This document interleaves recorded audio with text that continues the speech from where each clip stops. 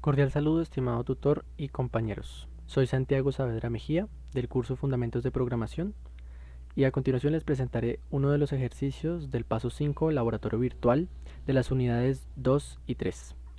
El ejercicio en cuestión es el siguiente, que dice: ejecute o diseñe un programa que calcule el área de un círculo, entre paréntesis A es igual el área, es decir, es igual a pi por radio al cuadrado, recibiendo como parámetro el radio y devolviendo el área. Entonces, en este orden de ideas, comencemos línea por línea explicando el procedimiento. Lo primero sería la creación de la clase cálculo área, en donde se inicializan las variables double, radio y área en 0. Lo siguiente es la creación del método get, que es double y que retorna radio. Lo siguiente es el método set de radio, que como se dan cuenta es void, es decir, que no retornará un valor, pero sí tiene entre paréntesis, es decir, como parámetro, que se ingrese un valor double que se contiene en la variable r y que después se iguala a la variable radio. Y lo siguiente es la creación del método calcular área, que en este orden de ideas es un double y también pide un parámetro que es que se le ingrese un valor double que se va a almacenar en la variable radio. Y aquí una aclaración en líneas de comentario, que como se pide en el programa, el método sea un radio y el retorno sea un área. ¿Qué hace el método? Le asigna a la variable área, que declaramos más arriba, el siguiente valor: la multiplicación de pi, el valor pi, que debe accederse por medio de esta línea de código math.pi, porque es un valor constante que ya tiene la librería de Visual Studio, por, y aquí math.pow, que es prácticamente la línea de código para poder sacar potencias, y entre paréntesis lo que esta línea nos pide es que el primer valor antes de la coma sea la base y que el siguiente sea el exponente. Es decir, la base es la que el usuario va a ingresar, o sea, el radio. Y lo que va a retornar este método es, como dije anteriormente, área. Y el último método es void y es imprimir resultado. Y lo que hace este es, por supuesto, es mandar un mensaje en la ejecución que nos permita ver cuál es el área de ese círculo. En el main utilizamos estructuras de control y repetición por medio de for, do while, try and catch y de ifs.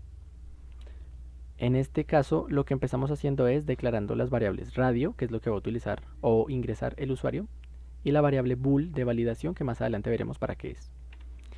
Lo siguiente es la instanciación de la clase por medio de esta nueva instancia, valga la redundancia, círculo, que nos permitirá llamar a cada uno de los métodos cuando se necesite más adelante. Lo siguiente es un for, que nos permitirá, para comodidad de el usuario, preguntarle si desea repetir el proceso después de que se acabe la ejecución. Es un adicional, pero le servirá al usuario para darle continuidad al programa.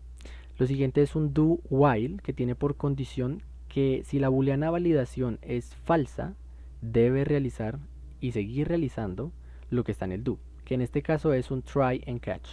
El try and catch lo que va a hacer es que cuando el usuario digite un valor, este sea el correcto, es decir, que haya validación de datos a la entrada, para que si por ejemplo me pide el radio y yo le ingreso por error una letra, el programa no colapse, sino que él mismo defina cuál fue el error, se lo muestre al usuario en esta excepción que podemos ver aquí en el catch, y que además le pida al usuario nuevamente los valores para que cada vez él se dé cuenta de que se equivocó, pero debe corregirlo con un valor que esté dentro del formato. En este caso, que deben ser números enteros y positivos.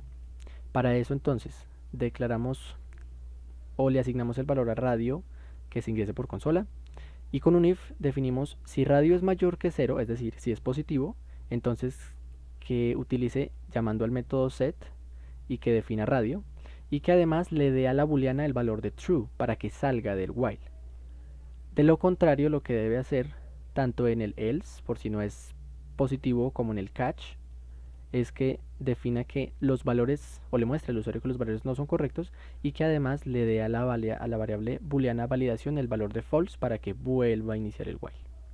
Una vez que sale del while, lo que hace es llamar al método calcular área por medio de círculo, que fue la instancia, y también dentro del paréntesis o como parámetro se pide radio, que fue lo que definimos anteriormente.